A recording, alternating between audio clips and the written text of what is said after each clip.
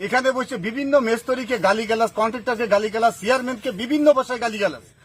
এখানে যখন শুনলাম, আমার কাছে তোর কোনো কথা নেই, এখানে আমার 50,000 টাকা চাঁদা দিতে হবে, তাদের কাজ বন্ধ থাকবে। আর সেই কাজ বন্ধ করে দিয়ে এখান থেকে সে চলে যায়। দ্বিতীয়ত, এই এলাকার বিভিন্ন জায়গা থেকে অনেক টাকা পয়সা বিভিন্ন জায়গাতে হাতিয়ে নিচ্ছে, চাঁদাবাজি করছে, ঘেরের থেকে টাকা পয়সা নিচ্ছে, আমাদের গ্রাম থেকে আরো 2-4-5 জনের কাছ থেকে এভাবে টাকা পয়সা নিচ্ছে।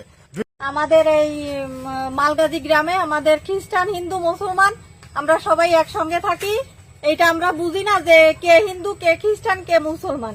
কিন্তু হাফিজুল ভাই হঠাৎ করে আমাদের মিশনের রাস্তাটা খুব খারাপ ছিল, সে রাস্তা যখন চেয়ারম্যান করতে যাচ্ছে, মিস্ত্রি আসছে, তখন সে এসে তাদের সাথে খুব গ্যাঞ্জাম করতেছে এবং বলতেছে যে 50,000 টাকা এখনই চাঁদা দিতে হবে। সে যে হেড মিস্ত্রি তাকেও খুব মারধর করছে। এর জন্য আমরা মানববন্ধন করতেছি।